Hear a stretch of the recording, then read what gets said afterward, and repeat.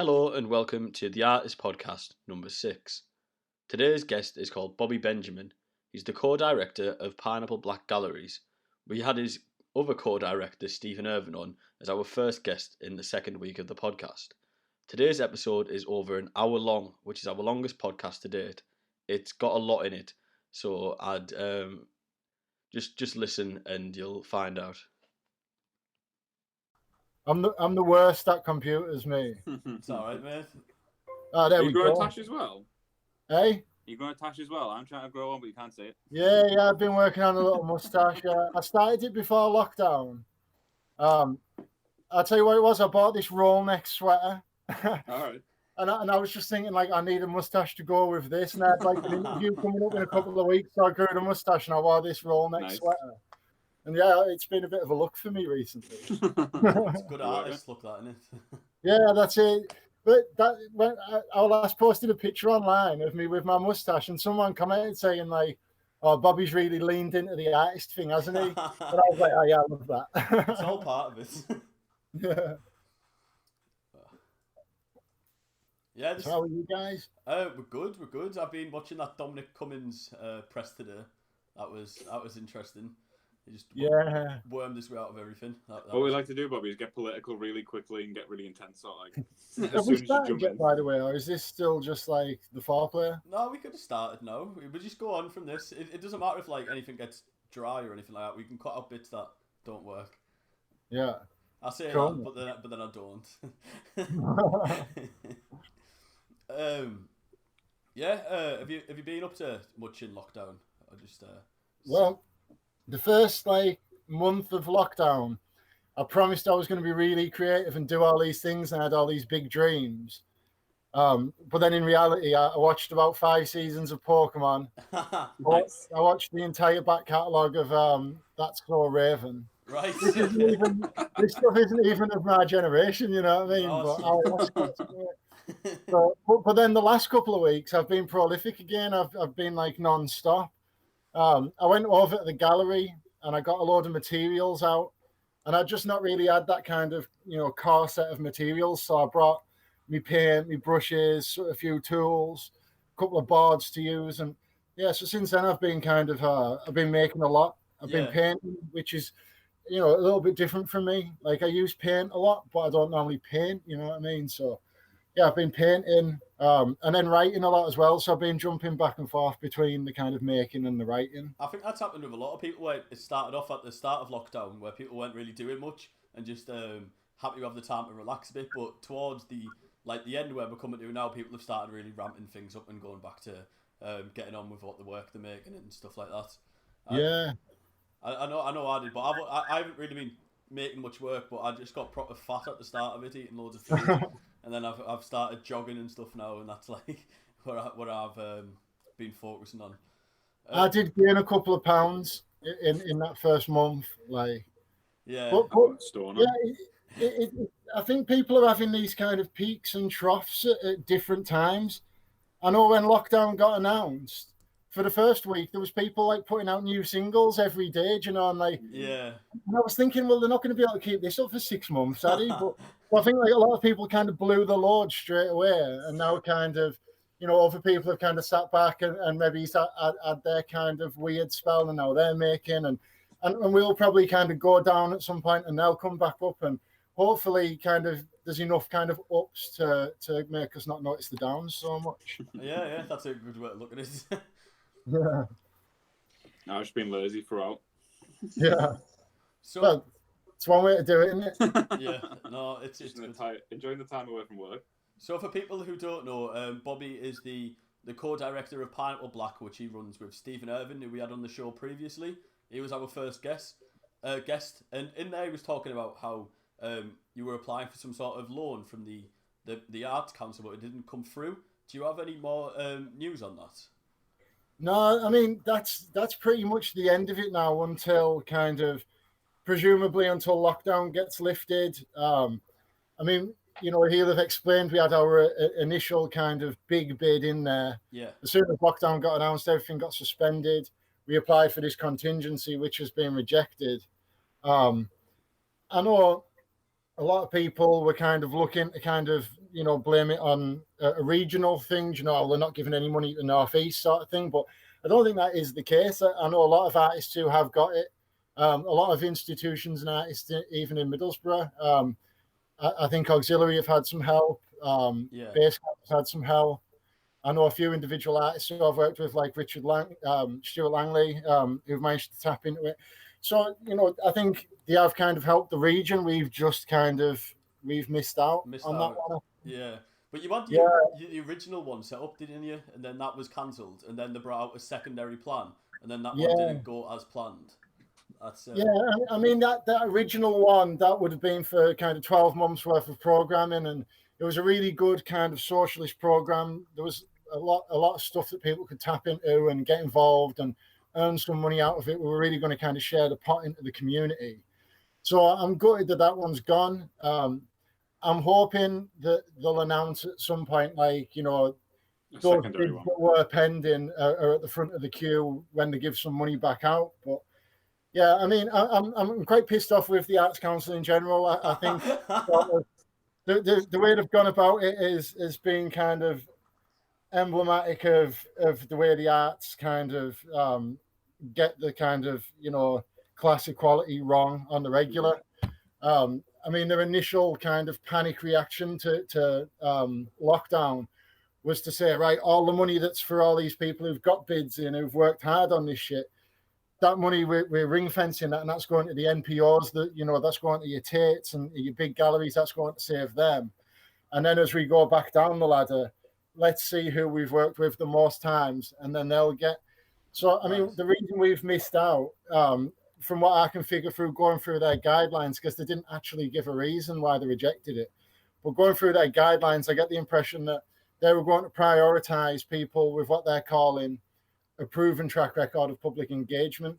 Right. Now, Okay. I would argue that, we do a really kind of seismic job of engaging the public, but because they've only backed us one time before and they don't have that history of giving me and Stephen money, for them, we're not kind of, and that's, again, the Arts Council, they don't get their hands dirty, they give this money out and they don't go and check how you're spending it, they kind of dole it out. And I mean, that's where I think it goes a bit wrong. I think if they could get in there and see what's working and what isn't. I mean, I'm really happy for the people who have got the money. I'm really happy that Liam and Anna got it. I'd have been gutted if we'd have both missed out, because at least I know they do quality programming over there. Yeah. I mean, I like Basecamp, but I mean, Basecamp's just run by 10 feet tall. We've got loads of money and do fuck all for the community. Like, the people who do good at Basecamp are the people who work beneath them. It's your guys like Of course. Steve and Hannah and stuff who are in there kind of Sad for Life. They kind of do really good work, but they're doing that work at the end of the day to make money for 10 feet tall. Who are a company, they're an events company, aren't they? They're an events company. Got money. Yeah, and I mean, I remember kind of over the years, I've done work for them. Everybody who's kicked around in Borough for long enough has done some work for them, and if you did, you probably got fleeced out of your wages, and they're that kind of, they're not somebody who I would ever work with. Right, yeah. I've got going quick here, haven't I? It's good, mate. That's It's good. Yeah. I wasn't going to come on in time. I was going to keep it dead positive in that. No, this is good. This is really good. Yeah, quality. No, I haven't heard the best about 10 feet tall in the past, but I haven't been involved with them personally, so I'm not too sure. But I did think they were just more of an events company. I didn't know they run Basecamp. I mean, that's what I can gather. I know in the description it's they use the line Basecamp is House of Blah Blah reimagined by 10 feet tall. Right. That's their line. That's how they're selling it on. So they're just mooching off you. Yeah. Do you want to talk a bit about House of Blah Blah? That was your original gallery space, wasn't it? Yeah. So House of Blah Blah I set up with a girl called Karen Pearson, who I went to uni with. And we'd started doing shows together while we were still at uni. And we'd always kind of had this idea of like, let's do a gallery. Yeah, of course. Yeah. I think we kind of envisaged it as maybe something a bit smaller, and we just kind of happened across this fucking grade 2 listed castle that is kind of now the art space formerly known as Blah Blah. It's gigantic, isn't it? Yeah. And so, I mean, we managed to get in there, and it was all blag. You know, we blagged our way into that.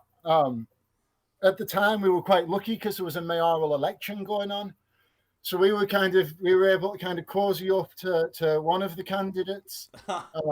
You know, can you get us in there? Can you get us a rent? Because the thing about politicians that we all know is that A, they never have any good creative ideas, and B, they always want to be down with the kids, don't they? So we were like, oh yeah, we'll do this. You know, we'll make this big art space, and we'll give you loads of credit for helping us and stuff. So they're kind of we got all sorts. We had like I think a 3-month rent-free period. We didn't have to pay business rates. Quite a few little kind of things that just kind of got us up and running. And then we flopped over to his rival mayoral candidate and said, you know, could you help us maybe get this place up and running? You know, so they laid on our whole opening, like they laid on all the drink and food for us and stuff. So we ended up kind of blagging our way in there. Yeah, I guess it does show a lot that the Middlesbrough Council was willing to partake in sort of endorsing the arts as well.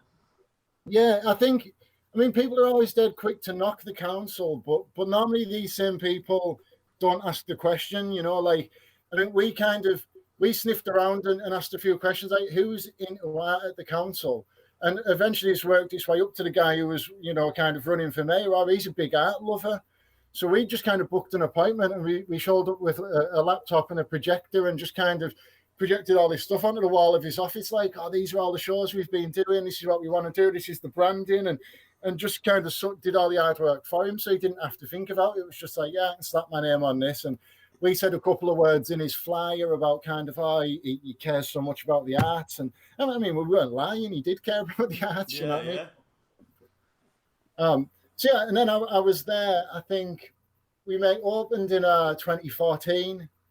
And I was there probably about a year and a half. Yeah, it was my first year of uni when it opened. For our induction week on the fine arts course at university, we had to go see the show House of Blah Blah, and I couldn't find it. I got lost. Yeah, it wasn't the easiest place to find, was it? No, not at all. just kind of tucked out of sight, which kind of had its benefits. You know, when we kind of, you know, if we wanted to go a bit wild or have a late night or, you know, on a warehouse party, there's nobody there to kind of see or complain or know what we were up to, you know what I mean? Which, you know, was good for business, I guess. Probably bad for my health a little bit, you know what I mean? Because I'm burning the candle at both ends. But yeah, I mean, it's one of them projects. I mean, I look back at it now, and it feels like such a lifetime ago, and I've done so many things since then. So I kind of see it for its successes and its failures, you know. I think it was successful in what it did at the time of helping kind of create create a bit of a scene and an epicenter, I guess. It was a cultural hub. It's basically what it was. Yeah. Literally, yeah. And people wanted it. I just didn't know that they did until kind of I started putting on these art shows. Yeah. I mean, back when I was putting on shows, the only people I ever saw doing things were Peg Powler. They did these kind of sort of DIY bad art kind of pop-ups, and a girl called Nikki Peacock who was kind of doing these kind of empty shop pop-ups.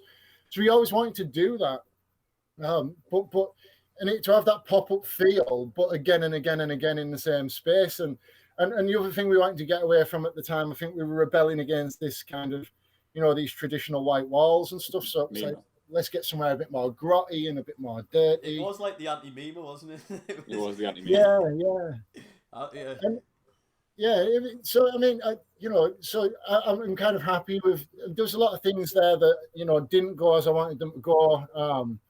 You know, I mean, the second exhibition we ever did there was horrendous. You know, it was so bad. I remember Tony Charles, who runs Platform A Gallery. He came in to the exhibition and he walked out after about 5 minutes. And I went to see him because he's always been like a bit of a mentor to me. So I went to see him afterwards, and he told me that he'd walked in and it had made him feel sick, so he'd had to leave. Really, Jesus. Which was harsh, but fucking fair. You know, it was so bad. We had this guy called Nicholas Dixon, bless him, and he was such a lovely fella.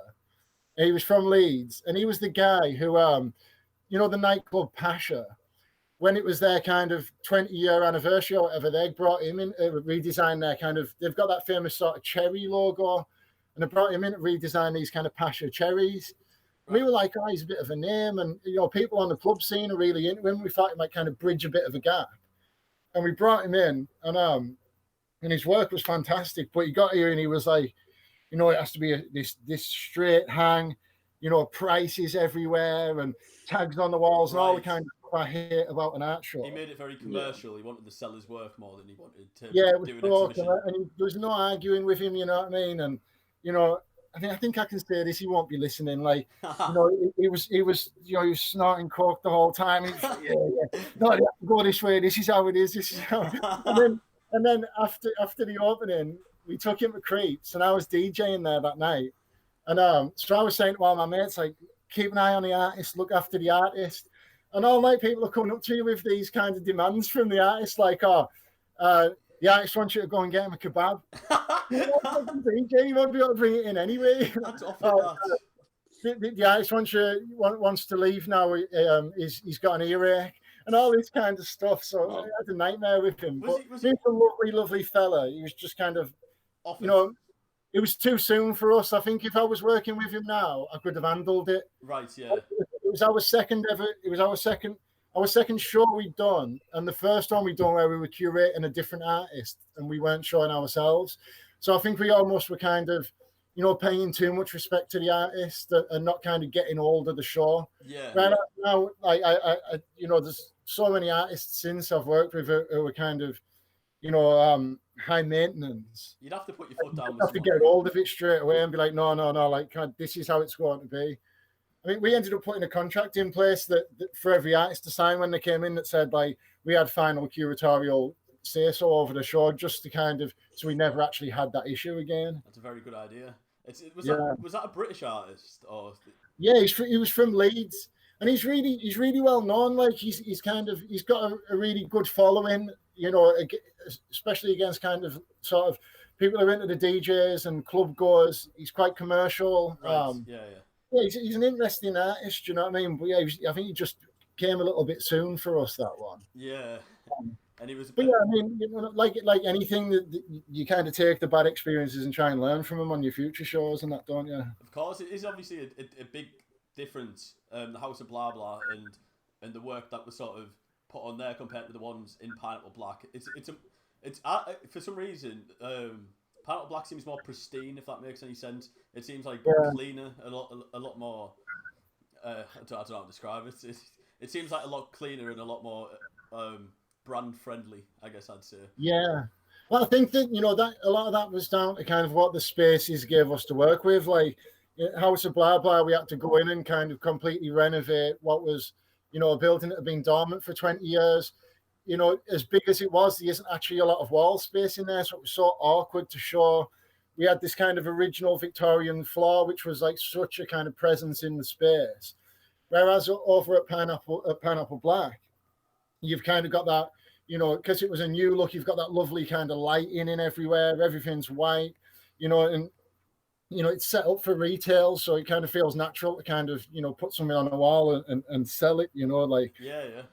And I think kind of as I've got older as well, I've kind of got away from that kind of, when I was leaving uni, I really wanted to kind of rebel against these white walls, where I think now, like, I embrace them a lot more. Like, you kind of, a venue like House of Blah Blah and like a lot of the kind of other spaces I've worked in before Pineapple Black, they're not for showing art, or, they're not already set up. So if you've got something that kind of, I work a lot with found materials. So if I'm kind of finding something and it's rusty or it's dirty, and then I'm showing it in a kind of grubby setting, it doesn't really have that pop. Whereas you take that out and put it against a white wall, and all of a sudden it comes alive, like... juxtaposes it, doesn't it? Its surroundings.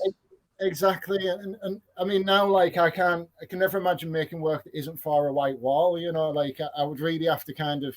It'd have to be something that catch my imagination to want me to come back off the white wall now, I think. And when I'm designing my own work in my kind of own personal practice, it's always kind of with that white wall in mind, which is great with Pineapple Blacks. We have 2 weeks between shows, so I can just go in and set up an exhibition, like dummy run it, see how it looks, whip it all down, and you can experiment a lot more. I think it's kind of freed me up to kind of, I guess, kind of let the work do the talking rather than, I mean, I like to think site specifically, but I think sometimes I think I prefer to be site sensitive than site specific. And Right. I think the white wall frees you up to do that a little bit. You can kind of engage with the space and with the shapes in the space and the form of a room rather than kind of, having to allow for kind of, whatever horrible shade of fucking magnolias on the wall. Or, the green tiles or something like that. yeah, exactly. I think that larger institutes do have the aesthetics of art presentation right.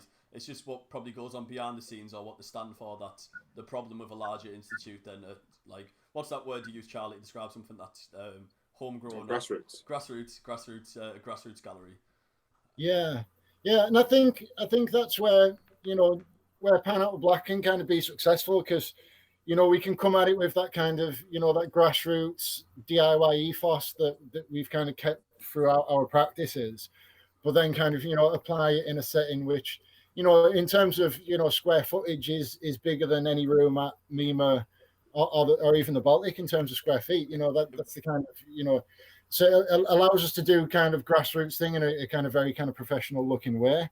Yeah, it's a massive space, isn't it? It is larger than any space in Mima, if I think about it. Yeah, it's huge, and every time I deinstall a show, I get really intimidated by it again, and I think, oh shit, like I didn't remember it was this big. Like we don't have enough work. But then it fills up so quickly as well. I think the more shows we curate there, the more we kind of get used to it. And I mean, I think we're at the point now where, had we got that money, we were going to kind of almost break it in two and section it off. So you've kind of got kind of, a social area as well as a kind of more traditional kind of gallery area. Yeah, that makes sense. That's quite a good idea to do with it because you have this sort of the bar section set up, don't you? Is that still there? People seem to kind of, they seem to do this counterclockwise tour of the room and end up congregating at the bar where they spend the rest of their evening. Yeah. I think if we can section that off, we can have a band on in there and, you can kind of come in and have you walk around the gallery, but still kind of go and sit and have your beers and spend the night and, get drunk till 11 o'clock or whatever. Won't there be like a massive sort of a planning permission sort of problem with changing the space that's on like the high street? If you just I think we're fine because we're only looking at movable walls. Right. So just be kind of walls on wheels, and we'd wheel them in, build the space how we want, and then just wheel them back out if need be. So yeah, anything we do, we want it to be temporary. So we want to get the space to be as adaptable as possible going forward. I think. Yeah, Have you set that back to next year then, or are you just waiting to see funding for that? Or? Well, I know that the Arts Council, when they kind of put out this contingency funding, it was all like, this is money to last year, the next 6 months. So which tells me that they aren't going to be releasing any more funding for at least 6 months. So yeah, everything like that's going to be on ice for now. Yeah. I think the approach we're going to have to take, because we're not going to be able to pay artists. So it's going to be either kind of shows where somebody has a proposal and a show ready to go that they can bring to us and we provide the space, which we have a couple of in place already, really strong shows, or kind of, the open calls and things like that where, it's maybe artists who kind of, I hate this kind of not giving an artist a fee and it gets so complicated because it's like, well, the artist asked you about doing this show, so you don't need to give them a fee, or you ask the artist to come and do this, so you do have to give them a fee. And I never like to ask somebody to do something and not pay them. So you kind of fall into this open call thing. But I'm hoping if we can tailor the open calls just right, we can kind of steer shows in the direction we want them to be in. But and that's just good. It's what it's going to have to be. It's if we want to keep the space on, we've just got to take the hit on that. Yeah. I mean, it's going to be the same for me and Stephen. Like, we're not going to be paying anyone. We're not going to be getting paid until either we find some more funding or the Arts Council will look at our bid again. Right. So, yeah. Will there be a time period between you now and when you can apply again for funding? I'm not sure. Like, normally you can apply. If you're rejected, you have to wait 3 months. But obviously we were never rejected. It was just sort of suspended. So yeah, it's anybody's guess really. what they come up with for this. You know, it'll probably be something fucking ridiculous that makes no sense and benefits all the wrong people. But, you know, who can say? Yeah, no, of course. I think we were talking about this before with Steve, where the open call is it's a difficult one because obviously you're not paying people for the work they make, but it's good for the curator because they get to pick work that works together to display. But Yeah. it's bad. It's not bad for the artists because they're obviously getting the recognition, but that seems to be their form of payment when it comes to the show. More That's it. Yeah. I mean, I always kind of got told like, you know, if you're asking an artist to do something for you, you have to pay them. If they're answering an open call, you don't, because that's them making the decision to submit. yeah. I mean, what we've always done with open calls is we've covered, you know, you get the work to us, we'll get it back to you, sort of thing. So at least they're not kind of paying to do two trips with the work. So, you know, where we can, there'll be kind of things that we do. I mean, there's oftentimes there'll be an artist who we want to get them in the show and they're just a little bit stuck, and it might only be like a tenner or something they need, and we just kind of help out where we can. But yeah, I think, you know, as a kind of blanket rule, or I think for the rest of this year, nobody's going to be getting paid. Yeah, no, it's a big blow, this payment from the council that you just haven't got. I can't quite grasp why it wouldn't be funded after the success of the shows in the past. I was talking to Steve about the original opening, the big opening. That was massive. That was the biggest attendance I've seen at an art show in Middlesbrough by like a country mile. Yeah. I mean, it's hard to make sense of it. I mean, kind of, you know, when I drill down into their guidelines, I can see how they've arrived at the decision. I just think that the process they're using is stupid. You know, like it doesn't make any sense.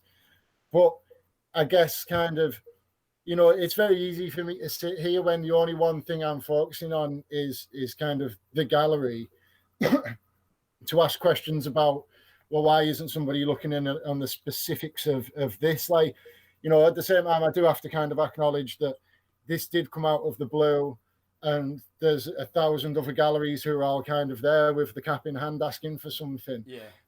You know, it's probably unrealistic on my part to expect that they can sit through on a case-by-case basis. And I mean, that's what they should do. If you're handing around that kind of money, that's what you should be doing. But they probably just can't, you know what I mean? They don't probably have the staff available to do it. So I think they've just gone down the list of like, okay, this guy's had money off us 5 times. He's never let us down. We trust him. He can have the money.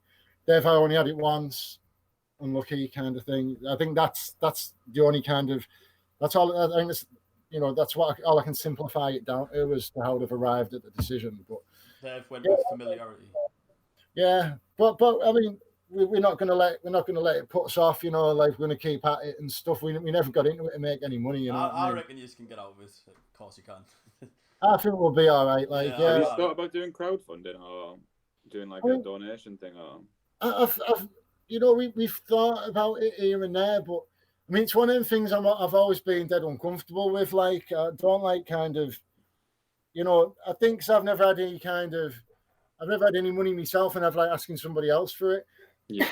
And I know that these things, you know, you only give if you can, but yeah, it's always an awkward one. I mean, I seen some crowdfunders that went up the same day lockdown got announced, and I was kind of sitting there thinking, like, you know, that's pretty quick to get your crowdfunder out of that, you know. Yeah. I mean, before I'll be asking for any crowdfunders, I will have applied for the jobs that are going at Lidl first. You know what I mean? Yeah. I like the kind of, I'm a resourceful guy. I try and take care of it myself. If I need some help down the line, I'm sure people probably would shot in a couple of quid because, you know, we're always quick to help everybody with the gallery where we can. Basecamp always have a donations one, don't they, Charlie? The big tube one they have in the middle of the. Oh, they always have donations up. Yeah, that's when they have free shows and stuff like that. That's good. Yeah. I remember because we were talking about before, and we were saying we should get one and just take it to other people's shows. And I just walk out. I try that. That'd be making art with getting money. To get back. That's it. If anyone pulls you up, just say, well, it's a piece, you know what I mean? You just presumed. Yeah, I mean, we do well with donations. Like we always have a donations tub out. We always do all right, you know, kind of. we never kind of lose any money on it. So yeah, I think, we'll just muddle on. Obviously, for us, a big thing is how quick can we get it to the point where we can have an opening again? Because when we can have an opening, we can get our bar back up and running, and we can do a few more things. Hopefully, just because of the size of the space, we might be able to kind of do things a little bit sooner than. Do you reckon you'd be willing to do like a monitored opening, in the sense of like having so many people in at a time, and there's like a one way and so many people in at a time? Or well, we've talked about a grid because we've got the tiled floor, so we've talked about gridding it, and just so kind of. And letting people kind of come in and have their free movement, but kind of, if you've got to be in a grid on your own, it might even kind of make it quite quirky and fun. Yeah, like checkers or something like that. Yeah, I mean, we did a show. I think the announced lockdown maybe like a Monday, and we'd done a show on the Friday before, and we did get a little bit of stick off a couple of people who kind of commented when we put the show out, kind of commented on it, calling us irresponsible and things. And we did have that conversation with ourselves because, me and Stephen are both conspiracy theorists, so we were kind of already watching out for COVID-19 for a while, you know what I mean? Yeah, been monitoring it. So we'd kind of talked about it, and we did kind of say, like, are we being irresponsible? Like waiting, I don't want to sit around and wait for this government to tell me something, you know what I mean? Like, yeah, I like to think I've got a bit more about me than, to be a bit ahead of their announcements. So we did ask them questions, but I mean, we kind of made the decision that the space is so big, the number will be comparatively low of people in attendance. We can spread it out, you know what I mean? And we put the hand sanitizer everywhere, and I think it was a pretty safe environment. As far as I've heard, nobody who was there that night the numbers were so low in the Northeast back then anyway, so. Yeah, it was only in London when we first locked down anyway, so that's it. So I think, I mean, as the days go on, the more time we kind of spend at home, and the more time I spend on YouTube, you kind of I start thinking, well, did we do the right thing? Do you know what I mean? Like, obviously, our hand got forced eventually, but I look at it and think about kind of what it's cost us financially. Yeah. And we don't qualify for no help, me and Stephen, you know what I mean? Like the way everything's set up, we don't actually, well, I mean, Stephen might do, I don't want to talk for him, but I don't qualify for anything. It'd be a waste of time me filling out the forms, the amount I get so low. Because obviously we fall within the current tax year since we've been taking a wage. So, we can't prove any income or anything. So yeah, it's a bit of a weird one for me. Like I've been quite lucky in that at the start of lockdown, I lost kind of PineappleBlack, Picasso Baby the night I do at Disgraceland. I lost my work at Medicine Bar. So I was kind of, and I couldn't get any benefits. So I was thinking, well, how am I going to make it through lockdown? Right. Yeah. And luckily, kind of, the arts came and saved me and paid the bills. Really? I managed to sell a couple of pieces. I got a bit of work over at Bolton Uni, doing as a visiting artist. So that's kind of jumped in and saved us a bit. Like, so, yeah, there's positives and negatives. You know what I mean? It's kind of nice that at least when everything started falling apart on one side, it started kind of, growing and flourishing on the other. I do reckon life has a funny way of working things out. Like, as soon as I stopped making money from student loans, that good job that I had, then one of my other YouTube channels took off, and I started getting money from that. So that pretty much paid the exact same amount of money. So I always think life just sorts you out at some point and looks after you. It totally does. I mean, you were mentioning House of Blah Blah, and I remember when I left House of Blah Blah, I was in a bit of a spiral. I mean, I didn't really kind of leave on the terms I wanted to leave on. Right. Yeah. And I lost a lot of money that was kind of, that I'd kind of built up as part of the business that kind of all of a sudden I couldn't access anymore. So and this all happened right before Christmas, and I went into a downward spiral, and I was drinking heavily, kind of, and I wasn't in a good place at all. And I opened the space above the bongo, Felix. Yes, and that's now the dovetail joint, isn't it, with Connor? Yeah. So I set up Dovetail Joints with Connor. What a lovely lad he is, by the way. We had him on, and it was absolutely class. Connor's great, like a really kind, one of my favourite people to work with, Connor.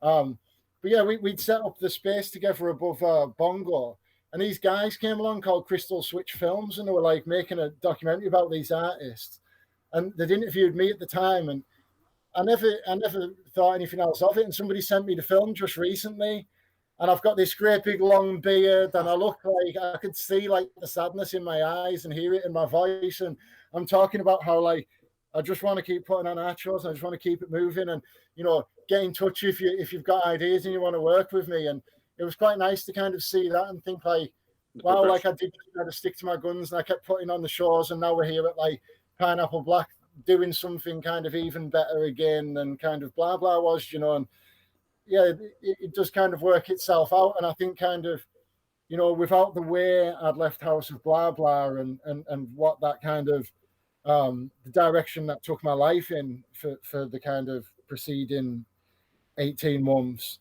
I don't think I could have done the things that I'm doing now. I think I needed that break. I needed to kind of lose things and hit rock bottom to understand kind of, because I never really appreciated Blah Blah when I was doing it. It was just a laugh.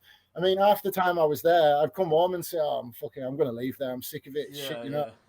I never appreciated it, and it was never all the things I wanted it to be. It kind of, I wanted it to be this.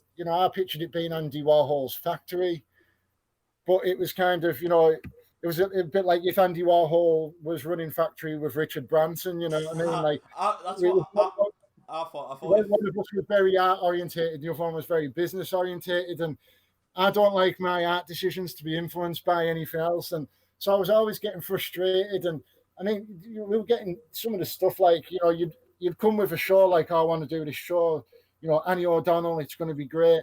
And you'd be getting met with stuff like, well, we need to get young people in, get some people from CCAD, get some young cool people in, they're going to spend money at the bar.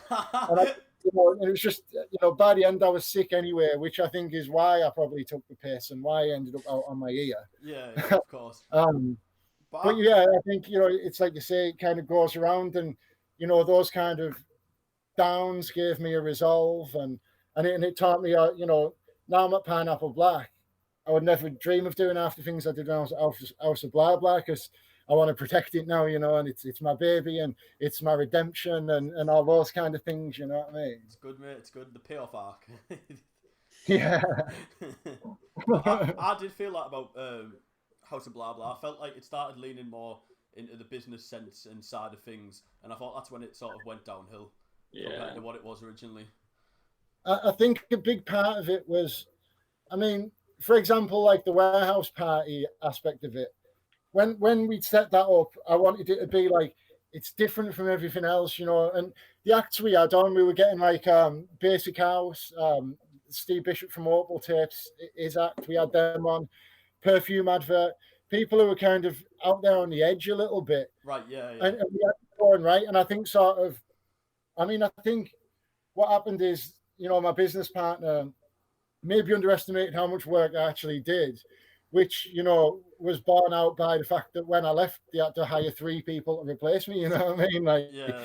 So, and I think the warehouse party, that was one of the things where it suffered. It was all of a sudden like, it just became just all the other DJs who do every other kind of club. It was night. It was techno in the end, wasn't it, and stuff like that. It was. Yeah, exactly, and it kind of lost its soul. And I mean, I don't. After I left, I was bad out, and so I never went back into that other scene. But a lot of people said, it kind of it lost something. You know what I mean? Yeah, it really did. She had to pay the bills. You know what I mean? She had to pay the bills. I mean, if I had stayed there, we'd have either paid the bills and not made any money ourselves, or probably just not paid the bills and done a run with money. You know what I mean? That was where we were. Like, I'm not a man who can. I'm terrible with finances. I'm rubbish kind of with maths or anything like that. I've got no kind of business head on me. I'm just like, I have a good idea how to do an art show, and then hopefully the people around me can make that happen. You know what I mean? Yeah. Your ideas have definitely taken off. House of Blah Blah was big when it launched, and Pineapple Black is big now, I'd say. I think it's only comparable to the work that Liam Slevin's doing. Were you involved when he was doing the Art Weekender? No. So I've never actually worked with Liam or Anna. I remember back when I was at Blah Blah, right before I left, I took the email from them, and they were out in Berlin at the time, I think. Right, yeah. And they emailed saying, "Oh, we've got this house in Stockton. We're coming over. Can we make, can we have some, build some bridges? You know what I mean, and get to know each other and stuff." Obviously, I left, and so I never actually ended up working with them. I've been in contact with them a lot. I go to see all the stuff they put on. I mean, like I say, I think some of the shows they've put on have been some of my favourite art shows I've been to in Middlesbrough. Yeah, I think they're great. Yeah, and what they did with the Weekender visually, in terms of the kind of display they put on and the artists they had involved, I thought was really, really successful and really admirable. So yeah, I'm always kind of intrigued. I did show at their gallery, but I didn't work directly with them because somebody else was curating the show and I was in it. So yeah, I've never actually worked with them, but we have a nice relationship with the auxiliary. We kind of, we'll be on the phone like we need the ladder, and they'll be on the phone like we need some paint, because we just off the road. We need Stephen Irvin to come carry something. Yeah. So we're definitely, we're cousins or sisters or family. That's a good way to see it. Yeah. Do you have anything to ask, Charlie?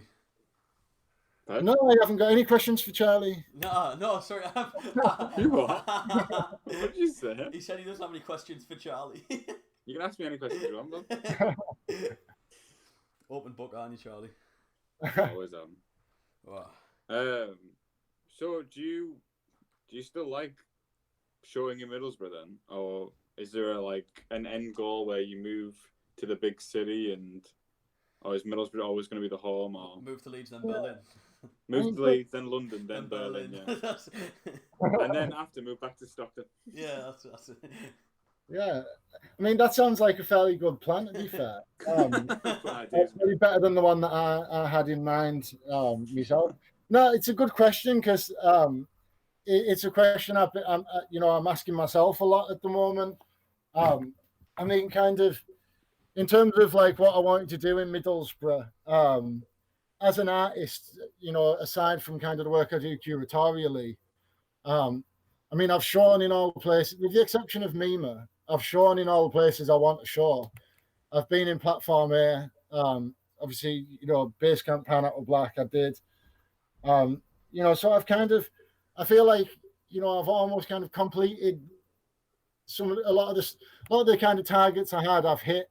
So I still think I'd love to do a solo in Platform A gallery. Like that would be like a real dream for me. That I love the space. I love Tony. It's my favorite gallery. I go there like to every show that they put on. So, I mean, I'd love the solo, and I'm always in their ears. Like I never let them off the hook. Every time I see them, I'm whispering or showing them some work that I've got on the go. So, yeah, I'm always pushing for it. So I'd like to show there, and I mean, I think people kind of get this idea that I have some kind of issue with Mima just because I set up alternative projects, but I don't at all. I think some of the shows there are fantastic. Yeah, there's some good stuff. The last 3 exhibitions I've seen there have been, while maybe there isn't that standout piece that blows me away, I think curatorially they're the best 3 shows I've ever done. Oh, yeah. Well, so I'd love to kind of work with the team there at some point. I think Eleanor's a really interesting curator. So yeah, I'd love to do that. But yeah, I think one of my big targets for 2020 before we got bulldozed by COVID-19 was try and kind of get my work. Pardon me. It's all right. Outside of Middlesbrough a little bit more. So yeah, I'm looking at opportunities. I did a show down at a gallery called the Turnpike in Lee, which I was really proud to be a part of. And I was on the wall next to this Theodore Major piece, and he's one of my favorite painters. And he's got this piece on the wall that's like 50 grand's worth of painting. And I just thought like maybe, I love doing these Middlesbrough things and seeing all my friends there and kind of, that's what I love the most. But there is a world out there, and there is a good feeling seeing your work in these different towns. And so yeah, I think that's something I want to push on. I think and kind of get out there. I did. I applied for this residency called the Welfare Unit Residency, and the guys who run it, I didn't actually realize at the time, but you'll probably know them. Shoes are quite tight with Liam and Anna. They're called, I think, like Nick Greywater, and the runner. They're called Harmageddon. They have like an act called Harmageddon. Oh, Harmageddon. Yeah, I've met them a couple times. Yeah. Well, they run a residency thing down on the south coast. Near one of these south coast places. Down south somewhere. Geography is also not one of my strong suits, but yeah, it's right on the south coast, and it's this little town I think called like Duneggan or something like that. Right. Okay. Apparently, all that's there is like Cornwall. this stretch of beach and a nuclear power plant, and then these bits of arts that have been left behind by visitors and artists, and they have these kind of, it's like a container, and they have one that's just there on the beach from what I can gather, and you go and stay there for I think anything between 1 and 3 weeks. I think you stay there in isolation, and you work and they drop your food hamper off, and you just. I was going to say, is it food and water? Yeah, they bring you a little hamper. They said they bring you the basics. Wow. And they have like some trips and stuff that you can sign up to while you're welcome to just go and like, sit and be in complete isolation for a week. So that'd be gnarly, that. Yeah, it sounds unreal. Like, I mean, I've got a 2-year-old at home, so like it sounds like fucking heaven to me, Like, it's perfect time to do it, wouldn't it?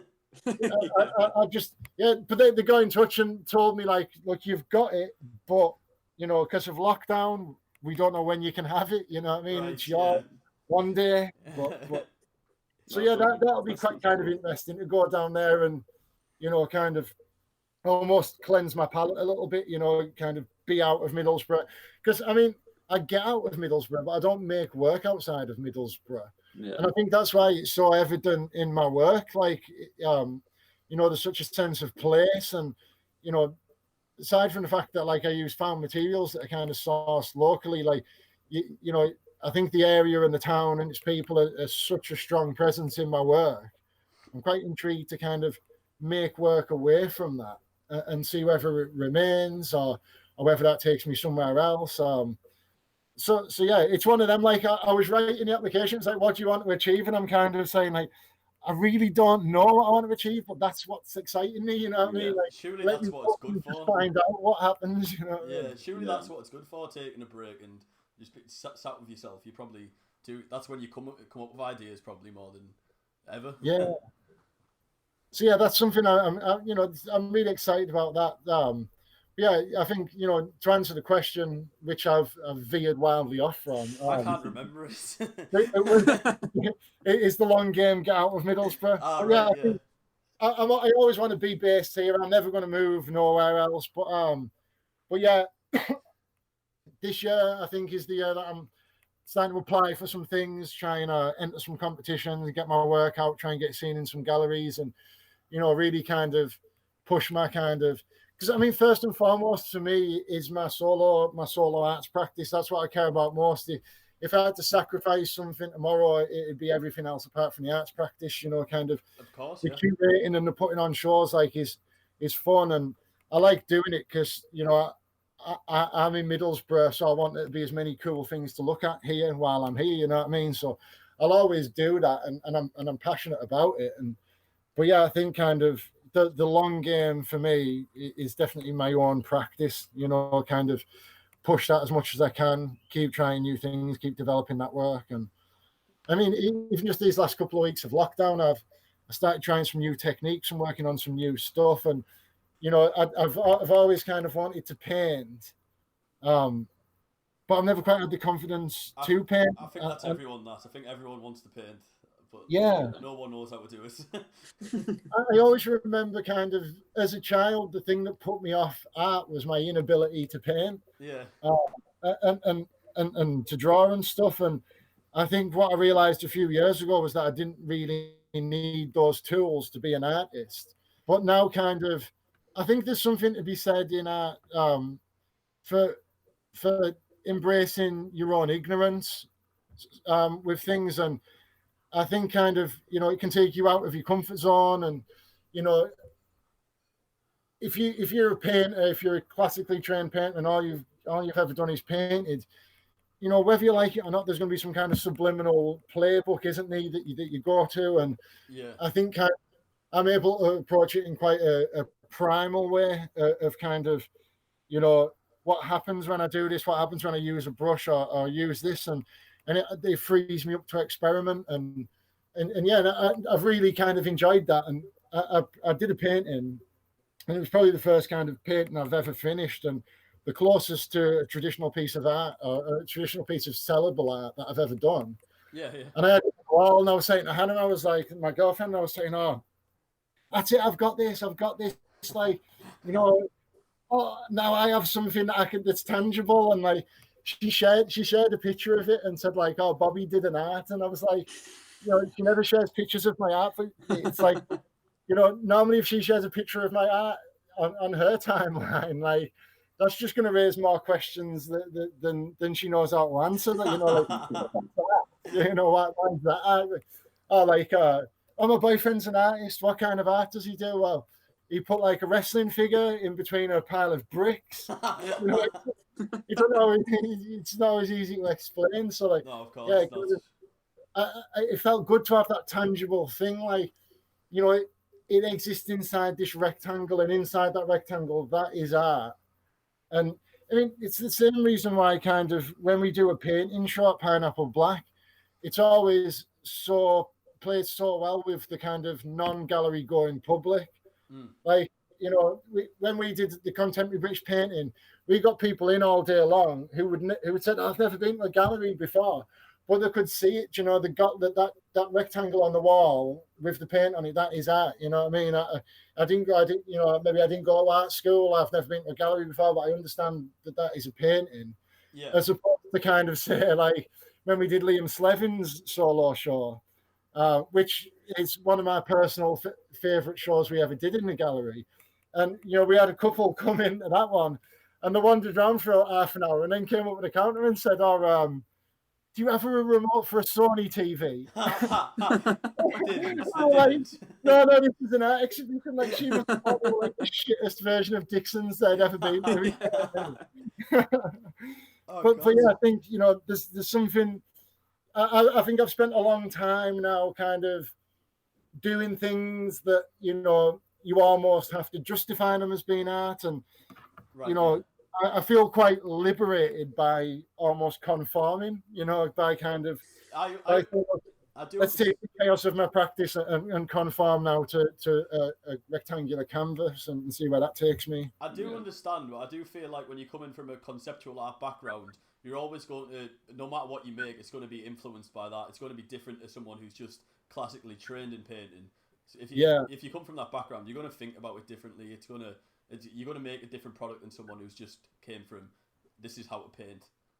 Exactly. I mean, Picasso, he said it himself. He could paint like the masters by the time he was 14 years old. Yeah, there's a really interesting picture. To learn how to paint like a child. Yeah. It shows all his pictures, doesn't it? And it looks like he deteriorates, but it's not. It's better. Like, it is. Yeah, exactly. So yeah, I think it's that kind of, embracing your own naivety or your own ignorance on a matter. I mean, I've been working. One of the things I've really kind of worked on a lot during lockdown is I've wanted to put out this book of poetry for years, and like often put my poems will kind of inform the pieces I make, but I never show anybody the poems. They're just kind of at home, you know what I mean? But oftentimes, like, I'll have written a poem, and that later becomes a piece that has no resemblance to the poem aside from to me. Yeah, that makes sense. And I did have a solo show at Darlington Library, which would have been opening. Shit, man, that would have been opening like on Friday. Right. That's heartbreaking. But yeah, and in that show, I was going to do kind of a little collection of poems that I could hand out, and it would almost act as a guide to the work on the wall. So during lockdown, I thought, well, okay, like, the one tool I do have is a keyboard. Well, I did until my 2-year-old ripped all the keys off it the other day. Ah, nice. But, so yeah, I've been honing in on this kind of the poetry written side of it, and I want to put that out. I'm going to put out a little collection called Northern Seppuku in the next couple of months. Like But the Japanese suicides. Yeah. I just kept thinking a lot. I mean, I kept being drawn back to kind of how the working class sort of sabotaged themselves a couple of months ago, and you know, and a lot of the poems were, you know, there's anger and the sadness, but also a lot of it kind of reflects on kind of what we are as Northerners and what makes us what we are, and how, you know, kind of over this period of time it's led us to that point of kind of committing what seemed to be kind of this ritualistic act of fucking suicide because you know, the same, you know, red top shit rags that we never paid any attention to 20 years ago told us to, you know, and you know, so I went, you know, because I've been exploring a lot of that, so yeah, I think that's where I got the name from.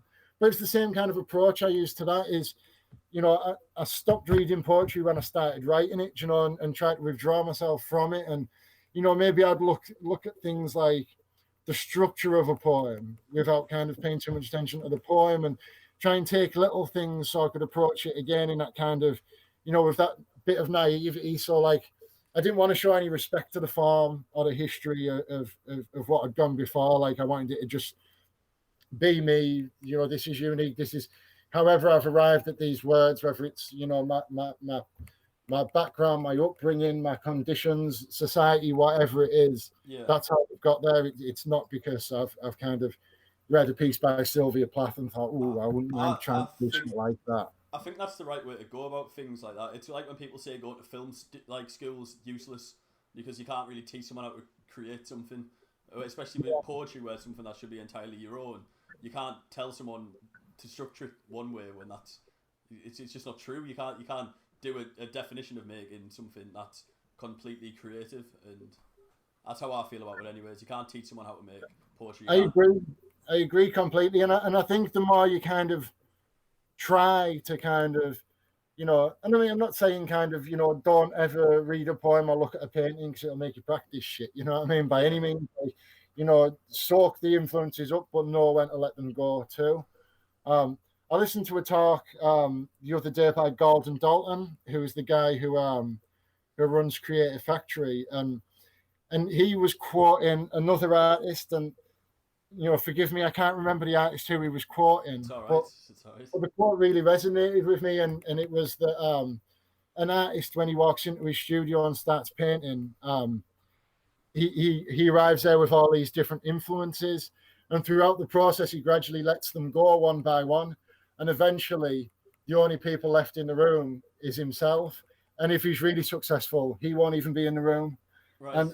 And I kind of, you know, I think that's how I've been practicing without ever kind of, you know, having such an eloquent way to describe it before hearing Gordon, you know, tell that quote. But yeah, I definitely think, you know, that's what I'm always trying to do, is get out of the room, get out of, you know, and just leave the work behind, and then it's for the viewer beyond that.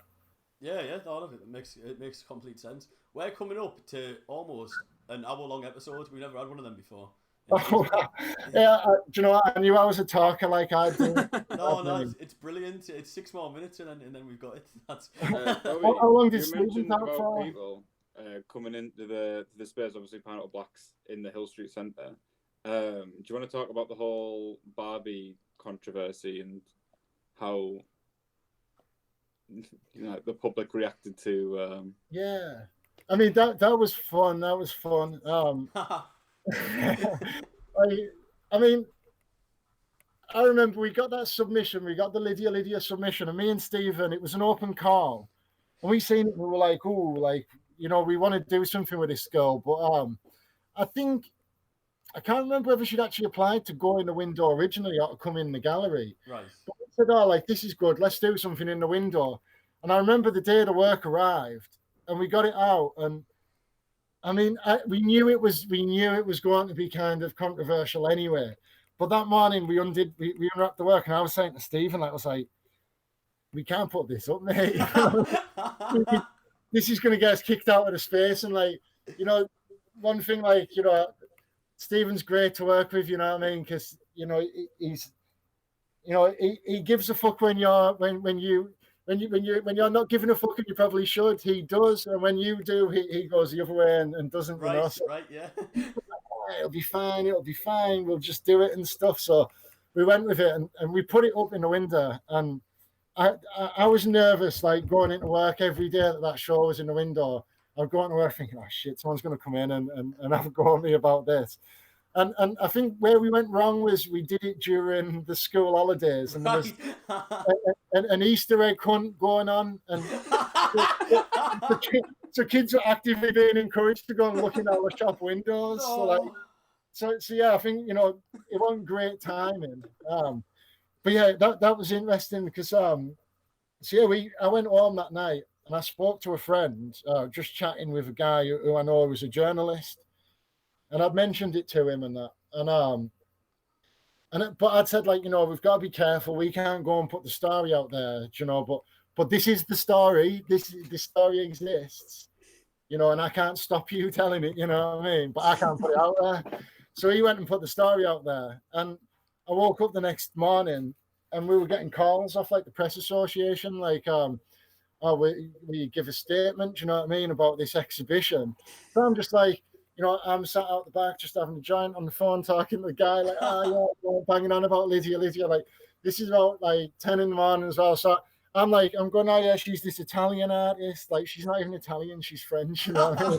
I got so much wrong, but like, and I didn't really know who I was talking to. I'm just telling the story to some press guy, you know what I mean? I thought, oh, you know, maybe it's going to go in like the Herald and Post or something. Oh no. And then, like, within about 4 or 5 hours, people are like tagging me in like articles on like ITV News. Then it's in Pakistan, then it's in America, it's in France, Italy, and we're just getting tagged by stuff all over the world, and it just kind of went off it. Would you say the reaction to it overall was a positive one? Because it did seem like that. Yeah, it would. Like, I think more people responded to it positively than negatively. But I think the fact that we kind of had some people respond to it negatively and had to take that action probably helped it a lot, because, you know, we got so many more people come in the following week after it was a news story, because we had to move it inside. So we just kind of recreated the exact exhibition, but inside the gallery. Yeah, it's good you didn't take it down completely. We just moved it in, and the Hill Street Centre were really cool. They were like, look, we're not going to censor you, but please, will you move it inside? Yeah. And we agreed this in advance with the artist. Like, she said to us, she was like, if you can get it up in your window for a day, I'll be over the moon. And I think we did like 7 days or something in the window before it got moved. So she was over the moon, and she got so many opportunities off the back of all the press and stuff. She will have, won't she? She'll have got some good cred for that. Like, oh yeah, loads. I mean, she ended up getting it. She got featured in some book. She got offered shows all over the place. So she did great. So she was forever in our debt over it. You know what I mean? yeah. But yeah, I think you know, if anything, I leaned in a little bit to the negative. I think we suggested. Can I say this? You can say whatever you want, we maybe kind of suggested that it got a bit more negativity than it had to make it more newsworthy. That's fantastic, Grace. We were getting some stick, but it wasn't the kind of, you know, pitchforks at dawn that we kind of, maybe some of the kind of press had made it out to be. How very Machiavellian of yourself. Yeah.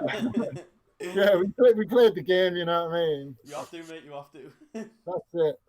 But yeah, I mean, that was so much fun, and, you know, it was cool. It's just being cool being like the center of an international news story for 6 hours, you know what I mean? And yeah, and as soon as it went out, then the online response was crazy good, you know what I mean? Everyone was like, oh yeah, you did the right thing, you know what I mean? The shocking for making you move it. I'll tell you what we did do, though, what was quite funny, was when we spoke to the press, we thought like, oh, we don't want the Hill Street Centre to be mad at us. So we'll have to make them look like as good as we can. So we were like, oh yeah, the centre were completely behind it. They're fully supportive of our message, blah, blah. There couldn't have been any better with us. And then their email's like, no, don't fucking tell them that, man. We can't be supporting this shit, you know what I mean? Don't just leave us out with it. We're on the fence, do you know what I mean? Like, we we're not for it or against it. Oh, God, like, we've just been out telling everybody that you're for it, you know what I mean? Like, East Street Arts, the guys who we rent the space off, they sent us an email saying, like, oh, we're so proud of the way you've handled it. You've done so well. Like, we've had the head of East Street Arts down telling us how impressed he is. And then the next morning we had an email like, so yeah, just following on from what we said yesterday, the Hill Street Centre have been in touch. They're not happy. You need to respect some of these statements you've made. You know what I mean? So yeah, it was a good one. That probably one of my favourite exhibitions I've been involved with, I'd say. Yeah, it's a good story, that, myth. The crazy thing was as well. I mean, the following week we had an exhibition right after Lydia of a guy called what's he called? I don't know, called something. And he had this. He painted. His work was all about capitalism. So it was these paintings of, like, starving African kids, but in gold chains with McDonald's on the floor. Didn't get one complaint. You know what I mean? Right. Okay. I guess you can't show a starving African. You can show a starving African kid. That's fine, but a white blonde-haired girl who looks like Barbie, kind of getting a slap off Ken, that goes the other way. Yeah. It was interesting to kind of just see the kind of hypocrisy of society, I guess. I guess one of them hits closer to our home, and it's very, I'd say, self-centered. Yeah, that's the word. It's very self-centered that we'd relate to one of them a lot more than the other, and get upset about one of them more than we'd get upset about the other, when they're both shit. Yeah, that's it. I mean, we kind of approached that Lydia one. Me and Stephen, we thought, well, like, we've both got kids, you know what I mean? I've got me boys, he's got his two girls, and we kind of were unanimous that, like, we wanted our kids to see it, because for me that was the easiest in I was ever going to get to have a conversation with my kids about domestic violence, or about female genital mutilation. These things exist in the world, and sooner or later they're going to hear about them. If I can do it by taking them to a gallery and we look at a lovely pink exhibition, full of some pretty kind of out there images, and have a chat with them that way, that's a positive for me. But at the same time, I get it, like, it's not my place to provoke that conversation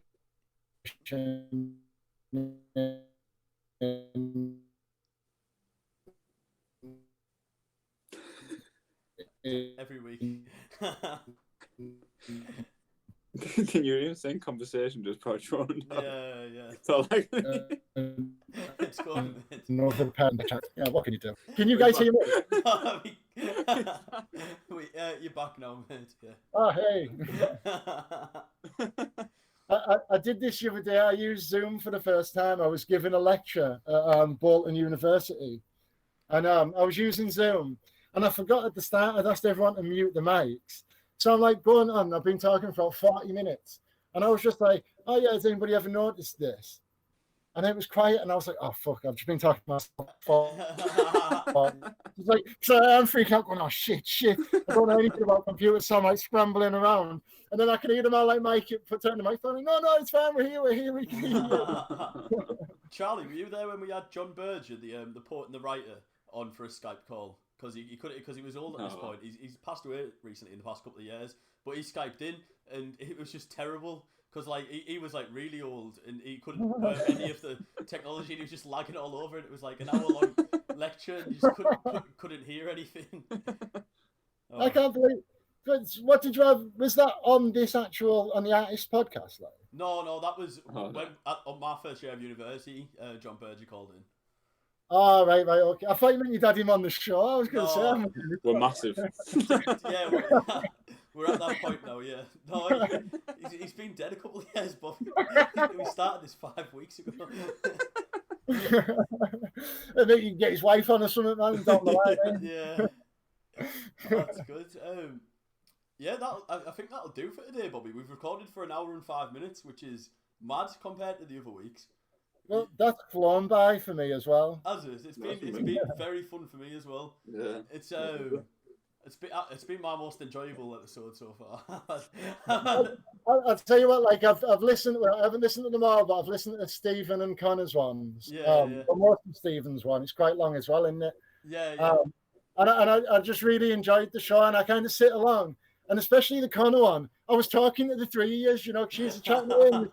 He's going like, so how did that work? Blah blah. And Connor's like, well, I think that, and I'm going, no, yeah, it's like, oh shit, they can't. So I'm gonna have to get in touch, like, And do you know what? On Bobby's, not on Bobby, on Stephen's episode, I forgot to record my audio, and I had to doctor in all my lines.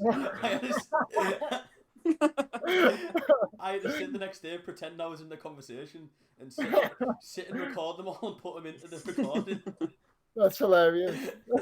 I'm going to listen again and watch out for it. It worked quite well. But thank you anyways, Bobby. It's been spectacular.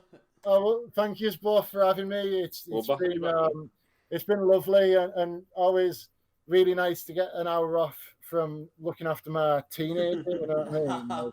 That was quite nice. Yeah.